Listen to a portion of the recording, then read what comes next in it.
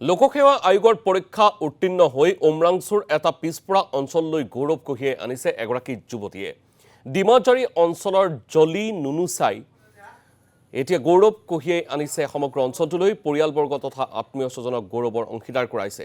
APSCত উত্তীৰ্ণ হৈ শিশু উন্নয়ন প্ৰকল্প বিষয়া হিচাপে কৰ্তব্যত যোগদান কৰাৰ পিছত বিভিন্নজনে আদৰণি জনাই জলি নুনিচাক।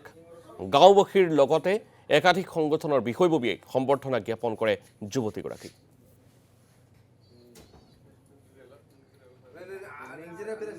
বহুত ভাল লাগিছে। মই ভাবা নাছিলো যে মই এইটো প্লেটফৰ্মত পাব বুলি। মই আশা কৰাই নাই যে মই এনেকা এক্সামটো দিম বুলি। আগতে মই স্মল টাউনৰ পৰা হয়, উমৰাংচুতো বহুত স্মল টাউন আছে, কিন্তু আগতে কি হয় যে চাকৰি পালে হৈ যাব এনেকা মাইণ্ডছেট আছিলে। কিন্তু মই বাহিৰত গৈ কিনি গম পালো যে এনেকা নহয়। আগতে যাব লাগিব, কম্পিটিটিভ এক্সামবোৰ বহুত আছে, তো আমি ট্ৰাই কৰিব লাগে। তো ট্ৰাই কৰি কিনি মই আজি এইটো প্লেটফৰ্মত আছো। মই এইটো আজি খুব ভাল লাগিছে।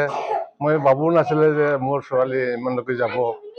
মই আগতে বহুত আমি কষ্টত পঢ়িলোঁ, পঢ়াইছে, পঢ়ি পঢ়াটো বহুত কষ্ট কৰিছে। বৰ্তমান আজিতো এইটো নামটো অলপ